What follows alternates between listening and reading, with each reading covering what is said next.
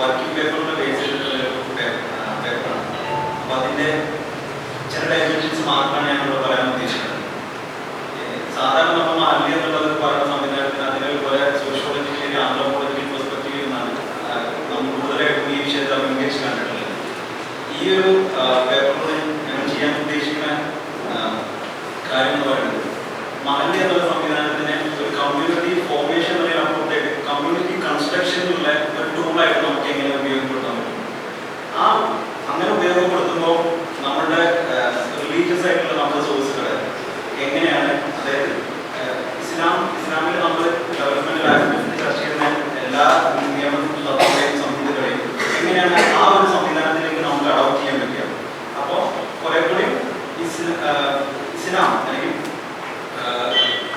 Islam as an idea എന്നതിന് അപ്പുറത്തായിട്ട് Islam as a source and resource for the development, or Mahlu system as a source and resource for the development. എന്നുള്ള ഒരു central പോയിന്റിലേക്കാണ് discussion കൊണ്ടുവരാൻ ഉദ്ദേശിക്കുന്നത്. അപ്പോൾ ഇതിൽ പ്രധാനമായിട്ട് വരുന്നത് ഒന്ന് locality based community development. Locality based community development എന്ന് പറയുന്നത് നമ്മുടെ ആധുനിക കമ്മ്യൂണിറ്റി ഡെവലപ്മെന്റ് അല്ലെങ്കിൽ ഡെവലപ്മെന്റിൽ മൊത്തമായിട്ട് തന്നെ രൂപാന്തരപ്പെട്ടിട്ടുള്ള ഒരു പുതിയൊരു ഏരിയ. അതിനൊരു ഹിസ്റ്ററി പറയുകയാണെങ്കിൽ ഏകദേശം 5000 വർഷങ്ങൾക്ക് മുമ്പ് ബാബിലോണിയൻ സംസ്കാരത്തിന്റെ തുടർച്ച കാലം മുതൽ തന്നെ ഈ കമ്മ്യൂണിറ്റി എന്നുള്ളത് അല്ലെങ്കിൽ കമ്മ്യൂണിറ്റി ഫീലിംഗ് എന്നുള്ള സംവിധാനം രൂപാന്തരപ്പെട്ടിട്ടുണ്ടെന്നാണ് ചിരിയൻ സ്കോളറായിട്ടുള്ള ഷെറിയെ പോലുള്ള അഭിപ്രായപ്പെട്ടത്. അത് നമ്മുടെ സംസ്കാരമായിട്ട് എന്ന് നമ്മുടെ ജീവിതം സ്റ്റാർട്ട് ചെയ്തോ അന്ന് മുതൽ തന്നെ കമ്മ്യൂണിറ്റികൾ രൂപാന്തരപ്പെട്ടിട്ടുണ്ടെന്നും കമ്മ്യൂണിറ്റി ഫീലിംഗ് രൂപാന്തരപ്പെട്ടിട്ടുണ്ടെന്നാണ് അവർ പറയുന്നത്. പക്ഷെ അതിനൊരു ഏകീകൃതമായിട്ടുള്ളൊരു ഭാവവും രൂപവും വരുന്നത് 1960-കൾക്ക് ശേഷമാണ്. നമ്മുടെ എന്ന് വെച്ചാൽ ഒരു ആധുനിക സ്വഭാവം അതിന് രൂപാന്തരപ്പെടുന്നത് 1960-കൾക്ക് ശേഷമാണ്. നമുക്കറിയാം 1950-കളുടെ സമയത്താണ് നമ്മൾ 5 ഇയർ പ്ലാൻ മറ്റും പോലുള്ള സംഗതികൾ ആലോചിക്കുന്നത്. ഇന്ത്യയിൽ കമ്മ്യൂണിറ്റി ഡെവലപ്മെന്റ് ഒരു ബേസ് എന്ന് പറയുന്നത് ഈ 5 ഇയർ പ്ലാനുകളാണ്. ആ 5 ഇയർ പ്ലാനുകളെ കേന്ദ്രീകരിച്ചിട്ടാണ് പിന്നെ നമ്മുടെ ഡെവലപ്മെന്റ് ആസ്പെക്ട്സും പിന്നെ വെൽഫെയർ നീഡ്സിലും ജനങ്ങളിലേക്ക് കൃത്യമായിട്ട് എത്തിക്കുന്നതിനെ കുറിച്ചുള്ള ആലോചനകൾ നടത്തുന്നത്. ഈ ഒരു വിഷയമായി സംബന്ധിച്ച് കൂടുതൽ നമുക്ക് ഇൻസൈറ്റ് നൽകിയിട്ടുള്ളത് പ്രധാനമായിട്ടും 2 സ്കോളേഴ്സാണ്. ഒന്ന് മൊറാർജി ക്ലോസ്, അദ്ദേഹമാണ് ഈ 1960-കളിൽ ഈ ഒരു ഇത്തരത്തിലുള്ള കമ്മ്യൂണിറ്റി ഓറിയന്റഡ് ആയിട്ടുള്ള ഡെവലപ്മെന്റ് ആസ്പെക്ട്സിനെ സംബന്ധിച്ചുള്ള ചർച്ചകൾ കൊണ്ടുവരുന്നത്. അതേപോലെ തന്നെ എലി യങ് ഹസ്ബൻഡ് എന്ന് പറയുന്ന സ്കോളേഴ്സ്. അതിനുശേഷം നമ്മൾ കാണുന്നത് ആഗോളതലത്തിലേക്ക് ഈ ഒരു ചർച്ച വരികയും മില്ലിയൻ ഡെവലപ്മെന്റ് ഗോൾസിനെ കുറിച്ച് ഏകദേശം 2000-ലാണ് UN മില്ലിയൻ ഡെവലപ്മെന്റ് ഗോൾസ് കൊണ്ടുവരുന്നത്. അതിനുശേഷം ഇപ്പൊ നമുക്ക് 2015 സസ്റ്റൈനബിൾ ഡെവലപ്മെന്റ് ഗോൾസ്. ഈ സസ്റ്റൈനബിൾ ഡെവലപ്മെന്റ് ഗോൾസും മില്ലിയൻ സസ്റ്റൈനബിൾ ഡെവലപ്മെന്റ് ഗോൾസും ആണ്. മില്ലിയൻ ഡെവലപ്മെന്റ് ഗോൾസ് ആണ് സ്ട്രെങ്ത് ബേസ്ഡ് ആയിട്ടുള്ള കമ്മ്യൂണിറ്റി ഡെവലപ്മെന്റ് എന്നുള്ള ആധുനിക രീതിയിലുള്ള ഇപ്പൊ നമ്മൾ അനുവർത്തിച്ചു പോകുന്ന രീതിയിലുള്ള ഡെവലപ്മെന്റ് കൺസെപ്റ്റിനെ അവതരിപ്പിക്കുന്നത്. അതിൽ പ്രധാനപ്പെട്ട ഒരു ആശയമാണ് ഈ ലൊക്കാലിറ്റി ബേസ്ഡ് കമ്മ്യൂണിറ്റി ഡെവലപ്മെന്റ്. ആ ലൊക്കാലിറ്റി ബേസ്ഡ് ആയിട്ടുള്ള കമ്മ്യൂണിറ്റി ഡെവലപ്മെന്റ് ആസ്പെക്ട്സിനെ അല്ലെങ്കിൽ അതിൽ നമ്മൾ ഉപയോഗിക്കുന്ന മെത്തേഡ്സ്, സ്ട്രാറ്റജീസ്, ആ സാധനങ്ങൾ എങ്ങനെയാണ് മഹല്ലി എന്ന സംവിധാനത്തിലേക്ക് നമുക്ക് അഡോപ്റ്റ് ചെയ്തിട്ട് ഒരു സുഷിപ്തമായിട്ടുള്ള ഒരു കമ്മ്യൂണിറ്റി ഡെവലപ്മെന്റ് സാധ്യമാകുന്ന ചെറിയൊരു അന്വേഷണമാണ് നടത്താൻ ഉദ്ദേശിക്കുന്നത്. അപ്പോൾ ഇതിലിപ്പോൾ നമ്മുടെ മഹല്ലിനെ കുറിച്ച് ഇതുപോലെ സംസാരിക്കുകയാണെങ്കിൽ മഹല്ല് എന്ന സംവിധാനത്തിനെ കുറിച്ച് പലതരത്തിലുള്ള ചെറിയതായിട്ടുള്ള പഠനങ്ങൾ വന്നിട്ടുണ്ട്. അതിൽ കുറെ അതിൽ പറയുന്ന ഒരു സംഗതി എന്ന് പറഞ്ഞാൽ മഹല്ല് എന്നുള്ള ആസ് എൻ ഐഡിയ അതിൻ്റെ ഒരു ഊർജ്ജം എന്ന് പറയുന്നത് മദീനത്തിൽ പ്രവാചകൻ സല്ലല്ലാഹു അലൈഹി വസല്ലം ജീവിച്ചിരുന്ന സമയത്ത്, അതായത് ഇസ്ലാം ഒരു രാഷ്ട്ര സംവിധാനമായിട്ട് രൂപാന്തരപ്പെടുന്നതിന് മുമ്പ് മദീനത്തായിരുന്നു ഇസ്ലാമികമായിട്ടുള്ള എല്ലാ ആദാന പ്രദാനങ്ങളുടെയും ഒരു സ്രോതസ് എന്ന് പറയുന്നത്. അപ്പോൾ നോൺ ഇസ്ലാമിക് ആയിട്ടുള്ള ഒരു റെജീമിൽ എങ്ങനെയാണ് പള്ളി ബേസ്ഡ് ആയിട്ട് അല്ലെങ്കിൽ മോസ്ക് ബേസ്ഡ് ആയിട്ട് ഇസ്ലാമിക കാര്യങ്ങളെ അനുവർത്തിച്ചു പോന്നിട്ടുള്ളത്, അല്ലെങ്കിൽ ഇസ്ലാമികമായിട്ടുള്ള മൂല്യങ്ങളെ വ്യവസ്ഥകളെ നമ്മൾ അനുവർത്തിച്ചു പോകുന്നില്ല, അല്ലെങ്കിൽ നമ്മുടെ ജീവിതങ്ങൾ എങ്ങനെയാണ് മുസ്ലിം ജീവിതം എങ്ങനെയാണ് സാധ്യമാക്കിയത് എന്നുള്ളതിന്റെ ഒരു ഇൻസ്പിറേഷൻ ആണ് മഹല്ലി എന്നുള്ള ഐഡിയക്ക് ഇമ്പോർട്ടൻസ് വരുന്നതെന്നാണ് പറയുന്നത്. അപ്പോൾ പ്രവാചകന്റെ കാലഘട്ടത്തിൽ നമ്മൾ അന്വേഷിക്കുകയാണെങ്കിൽ പള്ളി എന്നുള്ളത് കുറെ ഫെയ്ത്ത് കം സോഷ്യൽ ക്യാപിറ്റൽ, അതായത് അത് കേവലം ഒരു നമ്മുടെ ഒരു സ്പിരിച്വൽ ആസ്പിരേഷൻ ഫുൾഫിൽ ചെയ്യാനുള്ള ഒരു ഇൻസ്റ്റിറ്റ്യൂഷൻ മാത്രമല്ല, അതിൻ്റെ അപ്പുറത്തെ ജനങ്ങളുടെ സാമൂഹികവും സാമ്പത്തികവും അവരുടെ മറ്റു വ്യവഹാരങ്ങളിലേക്ക് ഇടപെടുന്ന ഒരു സംവിധാനമായിട്ട് പള്ളികൾ വളർന്നിരിക്കും എന്നാണ് പറയുന്നത്. അപ്പോൾ അത് നമ്മൾ കൂടുതലായിട്ട് നോക്കുകയാണെങ്കിൽ പ്രവാചകന്റെ കാലഘട്ടത്തിൽ തന്നെ അതിനൊരു ഇസ്ലാമിക് കമ്മ്യൂണിറ്റി സെന്റർ എന്നുള്ള രീതിയിൽ ഒരുപാട് ചിന്തകന്മാർ പറഞ്ഞു വെച്ചിട്ടുണ്ട്. ലോക്കൽ സിവിൽ സൊസൈറ്റി ഒരു സംവിധാനം എന്നുള്ള രീതിയിൽ ആ കാലഘട്ടത്തിൽ പ്രവർത്തിച്ചിരുന്നു എന്ന് പറയപ്പെട്ടിട്ടുണ്ട്. ഒരു കമ്മ്യൂണിറ്റി ഇൻസ്റ്റിറ്റ്യൂഷൻ എന്നുള്ള രീതിയിൽ എന്താ വെച്ചാൽ നമ്മുടെ അറിവും മറ്റു കാര്യങ്ങളൊക്കെ മദീനത്തെ പള്ളിയിലായിരുന്നല്ലോ കൂടുതലായിട്ട് നമ്മൾ നേരിട്ടുകൊണ്ടിരുന്നത്. അതുകൊണ്ട് അതിൻ്റെ ഒരു കമ്മ്യൂണിറ്റി ഇൻസ്റ്റിറ്റ്യൂട്ട് എന്നുള്ള രീതിയിൽ ഫിലോസഫേഴ്സ് പറഞ്ഞിട്ടുണ്ട്. അതുപോലെ തന്നെ ഒരു ഇസ്ലാമിക് എക്കണോമിക് ഇൻസ്റ്റിറ്റ്യൂഷൻ എന്നുള്ള രീതിയിൽ മാറിയിട്ടുണ്ടായിരുന്നു. പിന്നെ എഡ്യൂക്കേഷൻ സെന്റർ എന്നുള്ള രീതിയിൽ പരിവർത്തിപ്പിച്ചിട്ടുണ്ടായിരുന്നു. A training centre for Islamic values, അതുപോലെ തന്നെ ചാരിറ്റബിൾ ട്രസ്റ്റ്, കോർട്ട് എന്നുള്ള രീതിയിലൊക്കെ ആ കാലഘട്ടത്തിൽ പള്ളിയെ പരിവർത്തിപ്പിച്ചുകൊണ്ടിട്ടുണ്ടായിരുന്നു. അപ്പൊ ആ ഒരു ഐഡിയയിൽ നിന്നാണ് മഹല്ല് എന്നുള്ള സംവിധാനം ഐഡിയ എന്നുള്ള രീതിയിൽ രൂപാന്തരപ്പെടുന്നതാണ് പറയുന്നത്. ഇനി കേരളത്തിലേക്ക് വരികയാണെങ്കിൽ കേരളത്തിൽ ഇബ്നു ബത്തൂത്തയുടെ 14ാം നൂറ്റാണ്ടിന്റെ സഞ്ചാര കൃതിയിൽ ഇതുമായി ബന്ധപ്പെട്ട ഒരുപാട് ഡീറ്റെയിൽസ് വരുന്നുണ്ട്. പക്ഷെ അവിടെ നിന്നും അദ്ദേഹം കുറെ ഭാഗങ്ങൾ അദ്ദേഹം പള്ളികൾ എന്നുള്ള അർത്ഥത്തിൽ തന്നെയാണ് ഉപയോഗിച്ചിട്ടുണ്ടായിരുന്നത്. പക്ഷെ വടപട്ടണത്തെ സംബന്ധിച്ച് പറയുന്ന സ്ഥലത്ത് അദ്ദേഹം കൃത്യമായിട്ട് മഹല്ല് എന്നുള്ള വേർഡ് ഉപയോഗിക്കുന്നത്. അപ്പോൾ ഒന്നുകിൽ അതായത് പള്ളിയും മഹല്ലും എന്നുള്ള ഈ രണ്ട് ഐഡിയ നമുക്ക് വ്യത്യാസം ഉണ്ടെന്നാണ് പറയുന്നത്. ഒന്ന് പള്ളി എന്ന് പറയുമ്പോൾ അത് കുറെ കൂടി സ്പിരിച്വൽ ആയിട്ടുള്ള ഇൻസ്റ്റിറ്റ്യൂഷനും, മഹല്ല് എന്ന് പറയുമ്പോൾ അതിന് കുറെ കൂടി സോഷ്യൽ ആയിട്ടുള്ള ഒരു ഡൈനാമിക്സ് വരുന്നുണ്ട്. അപ്പം ഇബ്നു ബത്തൂത്ത മഹല്ല് എന്നുള്ള സംവിധാനം ആ കാലഘട്ടത്തിൽ തന്നെ നിലനിന്നിട്ടുണ്ടാവാം. എല്ലാമെന്നുണ്ടെങ്കിൽ അറബ് ലോകത്ത് മഹല്ല് എന്നുള്ള സംവിധാനം നിലനിൽക്കുകയും അല്ലെങ്കിൽ ആ തരത്തിലുള്ള സംവിധാനം നിലനിൽക്കുകയും അതിന്റെ ഒരു മോഡൽ കേരളത്തിൽ നിലനിന്നുകൊണ്ടായിരിക്കണം അദ്ദേഹം മഹല്ല് ഉപയോഗിച്ചിട്ടുണ്ടാവുക. പിന്നെ ഈ മഹല്ല് സംവിധാനം ഞാൻ പറഞ്ഞുകൊണ്ടിരുന്നത് വെച്ചാൽ ഈ കാലഘട്ടത്തിലേക്ക് നമുക്ക് കാണാൻ പറ്റുന്നത് ഈ ഫങ്ഷണൽ ഡിഫറൻസ് വന്നിട്ടുണ്ട് ഇവിടെ. അതായത് പള്ളി എന്നുള്ളതിൽ നിന്ന് മഹല്ല് എന്നതിലേക്കുള്ള ഒരു ഫങ്ഷണൽ ഡിഫറൻസ് വന്നിട്ടുണ്ട്.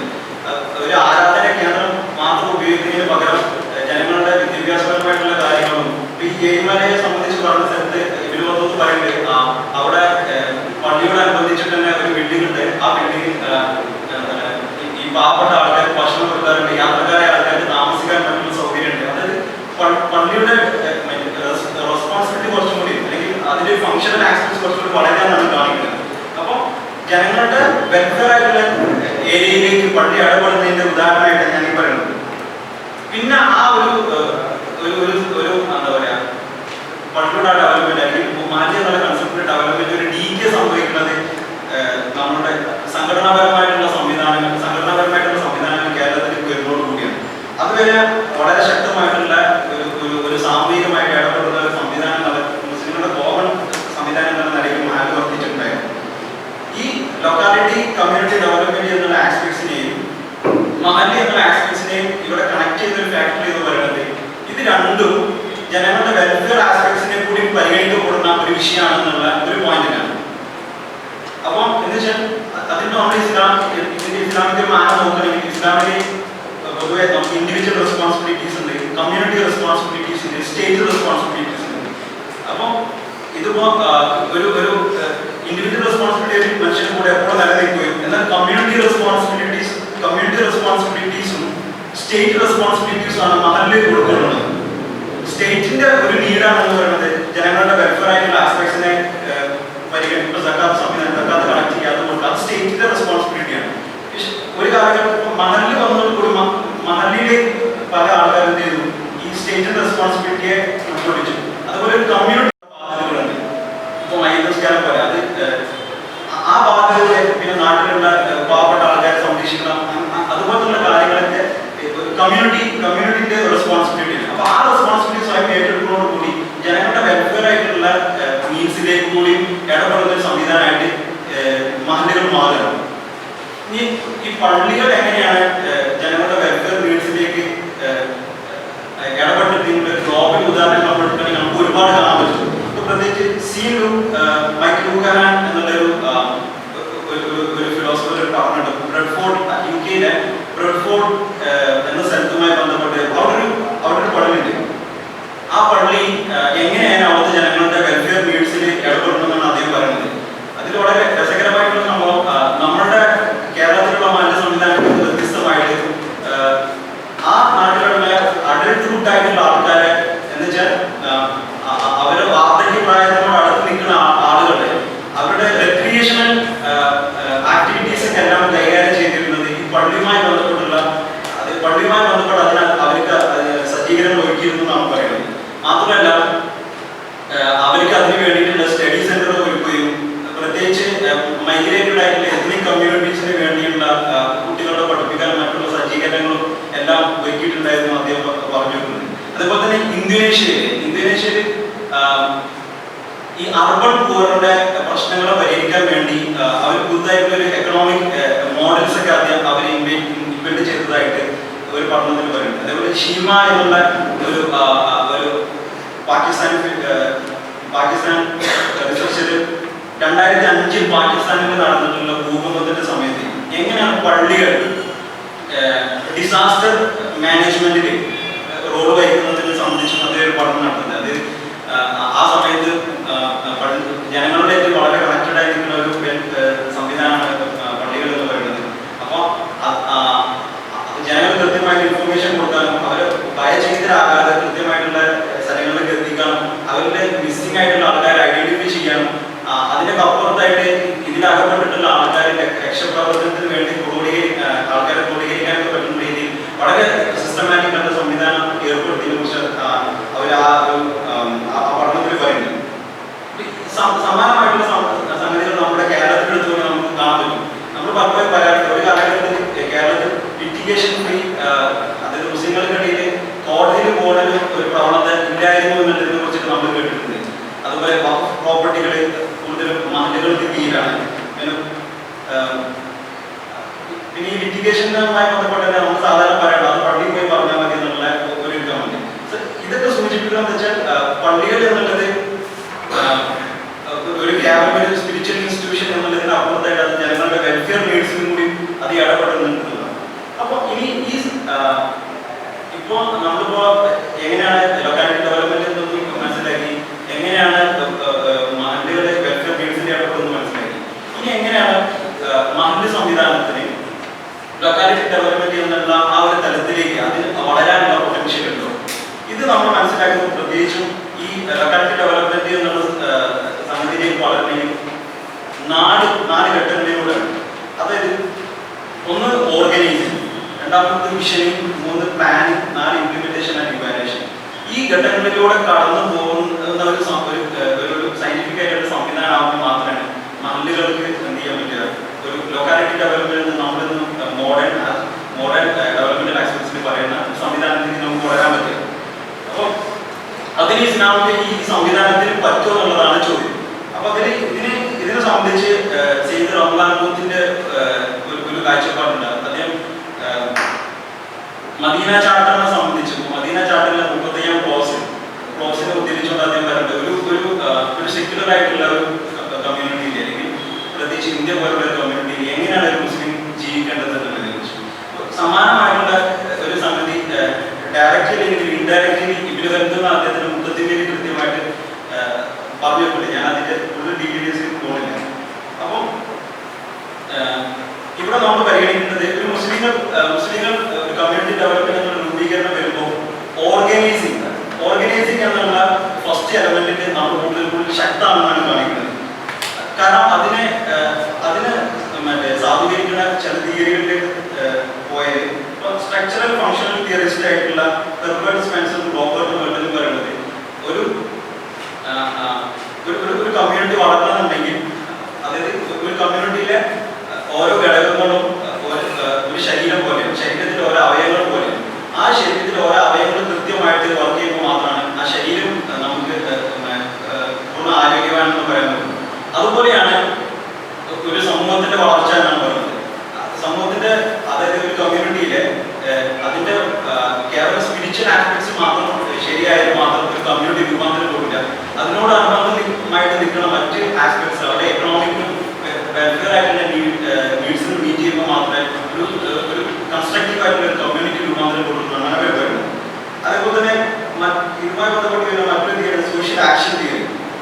അത് മാക്സ് വെബർ ഇതിനെ കുറിച്ച് പറയുന്നത്, അതായത് മാക്സ് വെബർ പറഞ്ഞു വെക്കുന്ന ഒരു സാധനം, ഒരു വ്യക്തിക്ക് ഒരിക്കലും ഒരു കമ്മ്യൂണിറ്റിയെ അല്ലെങ്കിൽ ഒരു പുതിയ മാറ്റം കൊണ്ടുവരാൻ പറ്റില്ല. അങ്ങനെ ഒരു മാറ്റം വരണമെന്നുണ്ടെങ്കിൽ അതിനൊരു ഫോഴ്സ്, പുറത്തുനിന്നൊരു ഫോഴ്സ് ആവശ്യമുണ്ട്. ആ ഒരു ഫോഴ്സ് ആണ് കമ്മ്യൂണിറ്റിക്ക് നൽകാൻ പറ്റുക. പിന്നെ ഈ വിഷയത്തിൽ തന്നെ മറ്റു വരുന്ന സാധനമാണ് സോഷ്യൽ ക്യാപിറ്റലിസ്റ്റ് തിയറിസ്റ്റ് കുട്ടനാടിന്റെയും അഖിലാറിന്റെയും കൺസെപ്റ്റ്. അദ്ദേഹം പറഞ്ഞത് ഇങ്ങനെ ഒരു ശുദ്ധമായിട്ടുള്ള കമ്മ്യൂണിറ്റി സാധ്യമാണെന്നുണ്ടെങ്കിൽ അവിടെ കൃത്യമായിട്ടുള്ള ഒരു ഇന്റർപേഴ്സണൽ റിലേഷൻഷിപ്പ് സാധ്യമാണ്, ഒരു ഷെയർഡ് സെൻസ് ഓഫ് ഐഡന്റിറ്റി സാധ്യമാണ്, ഷെയർഡ് ഇൻട്രസ്റ്റ് ഉണ്ടായിരിക്കണം, അവർ തമ്മിൽ ഷെയർഡ് വാല്യൂസ് ഉണ്ടായിരിക്കണം, ഇൻട്രസ്റ്റ് ഉണ്ടായിരിക്കണം, കോപ്പറേഷൻസ് ഉണ്ടായിരിക്കണം. പിന്നെ അതുപോലെ ഇത്തരം സംവിധാനങ്ങളൊക്കെ ഒരു മാലിന്യ എന്നുള്ള ലെവലിൽ നമ്മൾ എടുത്ത് നോക്കുകയാണെങ്കിൽ നമ്മുടെ മാലിന്യ സംവിധാനത്തിൽ നമുക്ക് കാണാൻ പറ്റും. പക്ഷെ നമുക്ക് നമ്മൾ പ്രധാനമായിട്ട് ലാഗ് ചെയ്യുന്ന സംഗതി എവിടെയെന്ന് ചോദിച്ചാൽ, ഇപ്പൊ നമ്മൾ ഫസ്റ്റ് ഓർഗനൈസിംഗ് എടുത്തിട്ട് അവിടെ പീപ്പിൾസ് പാർട്ടിസിപ്പേഷൻ മാലിന്യങ്ങൾ ഉണ്ടാകും. കാരണം ഒരു ലൊക്കാലിറ്റി കമ്മ്യൂണിറ്റി ഡെവലപ്മെന്റിന്റെ പ്രധാനപ്പെട്ട വരുന്ന സംഗതി എന്നാൽ ലൊക്കാലിറ്റി കമ്മ്യൂണിറ്റി ഡെവലപ്മെന്റ് സാധ്യമാണെങ്കിൽ കൃത്യമായിട്ടുള്ള പീപ്പിൾസ് പാർട്ടിസിപ്പേഷൻ നടക്കും. മാലിന്യങ്ങൾ കൃത്യമായിട്ട് നമുക്ക് പീപ്പിൾ പാർട്ടിസിപ്പേഷൻ നടക്കുന്നത് കാണാൻ പറ്റും. കളക്റ്റീവ് ഡിസിഷൻ മേക്കിംഗ് അവിടെ സംവിധാനം, നമ്മുടെ മാലിന്യ സംവിധാനം നടക്കുന്നത് അധികം തന്നെ കളക്റ്റീവ് ഡിസിഷൻ മേക്കിങ്ങിനെ ബേസ് ചെയ്തിട്ടാണ്. നമുക്ക് കൃത്യമായിട്ട് സാധാരണ ഒരു കമ്മ്യൂണിറ്റിയിൽ ആൾക്കാരെ ഓർഗനൈസ് ചെയ്യുന്നതിന് കൂടുതലായിട്ട് നമുക്ക് കൃത്യമായിട്ട് ഓർഗനൈസ് ചെയ്യാൻ പറ്റുന്നുണ്ട്. ഫണ്ട് റേസിംഗ് പോലെയുള്ള സാധനങ്ങൾ വളരെ എഫക്റ്റീവ് ആയിട്ടുള്ള മീൻസ് ആണ്. കാരണം ഇന്നത്തെ നമ്മുടെ മാലിന്യ ഒരു സ്ട്രക്ചർ ഒക്കെ എടുത്തു നോക്കുകയാണെങ്കിൽ, നമ്മുടെ ഗവേണൻസ് സിസ്റ്റത്തിൽ എടുത്തു നോക്കുകയാണെങ്കിൽ വാർഡ് മെമ്പറാണ് ഒരു പ്രദേശത്തെ ജനങ്ങളുടെ വെൽഫെയർ നീഡ്സ് എത്തിച്ചു കൊടുക്കാനുള്ള അവസാനത്തെ ഘടകം എന്ന് പറയുന്നത്. പക്ഷെ ആ വാർഡ് മെമ്പർക്ക് എത്രത്തോളം ജനങ്ങളിലേക്ക് റീച്ച് ചെയ്യാൻ പറ്റുന്നൊരു ചോദ്യമുണ്ട്. പക്ഷെ ഇന്നൊരു വാർഡിൽ ഒന്നിലധികം പള്ളികൾ നമുക്ക് കാണാൻ പറ്റും. അപ്പൊ ആ പള്ളിയുമായിട്ടുള്ള ജനങ്ങളുടെ ബന്ധം നമ്മൾ ആഴ്ചയിൽ എന്തായാലും വെള്ളിയാഴ്ചയിൽ പള്ളിയിൽ പോകുന്ന ആൾക്കാരാണ് നമ്മൾ കാണുന്നത്. അപ്പൊ അവർക്ക് അതിന്റെ അറിവ് നമ്മളുടെ എന്താ പറയുക, ഈ കൂടെയുള്ള പള്ളിയുടെ സന്ദർശനം കൂടുതലാണ്. അപ്പൊ പള്ളിയെ ആ തരത്തിൽ ഉപയോഗപ്പെടുത്തുകയാണെങ്കിൽ കൂടുതൽ റീച്ച് ഉണ്ടാവുമെന്നാണ് പറയുന്നത്. അപ്പൊ ആ അർത്ഥത്തിൽ ഓർഗനൈസിംഗ് എന്ന എലമെന്റ്സ് നമ്മൾ എടുത്ത് നോക്കുകയാണെങ്കിൽ ഒരുപാട് മുമ്പിലാണ് നമ്മൾ ഓർഗനൈസിംഗിന്റെ കാര്യത്തിൽ. പക്ഷെ പ്ലാനിങ് നമ്മൾ ഓർഗനൈസ് ചെയ്യേണ്ടത്, പ്ലാനിങ് ചെയ്യേണ്ടത്, ഇംപ്ലിമെന്റേഷൻ ചെയ്യേണ്ടത്, പലപ്പോഴും ഇവാലുവേഷൻ ചെയ്യേണ്ടത്. പക്ഷെ ഇവിടെ മിസ്സാണ് പ്രധാനപ്പെട്ട, അതായത് ലൊക്കാലിറ്റി കമ്മ്യൂണിറ്റി ഡെവലപ്മെന്റ് എന്നുള്ള ലെവലിലേക്ക് നമ്മൾ പോകുമ്പോൾ മിസ്സാണ് ഒരു ഘടകം എന്ന് പറയുന്നത് മിഷനിങ് ആണ്. അതായത് ഇപ്പോൾ ഒരു ചെറിയ ഉദാഹരണത്തിന് പറയുകയാണെങ്കിൽ ഇവിടെ അടുത്ത കാലഘട്ടത്തിൽ സമസ്ത വുമൻസ് കോളേജ് സ്റ്റാർട്ട് ചെയ്തു. പെട്ടെന്നൊരു സംഭവമുണ്ടായി, സംഭവത്തിന്റെ ബേസിൽ സമസ്ത വുമൻസ് കോളേജ് ഡേ കോളേജുകൾ സ്റ്റാർട്ട് ചെയ്തു.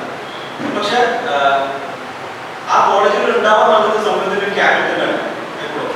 പക്ഷെ ആ ക്യാപിറ്റലിന്റെ അതായത് മുസ്ലിം കുട്ടികൾക്ക് മാത്രമായിട്ടൊരു ക്യാമ്പസ്, ആ ക്യാമ്പസിന്റെ പ്രൊഡക്റ്റ് എന്താണെന്നൊരു ചോദ്യമുണ്ട്. അവർ എത്രമാത്രം സോഷ്യൽ റിയാലിറ്റീസുമായിട്ട് ഇടപെടുന്നു. ആ ഒരു ഇൻസ്റ്റിറ്റ്യൂഷൻ മുസ്ലിം കുട്ടികൾ മാത്രമുള്ള ഒരു ക്യാമ്പസിൽ അവരുടെ ഒരു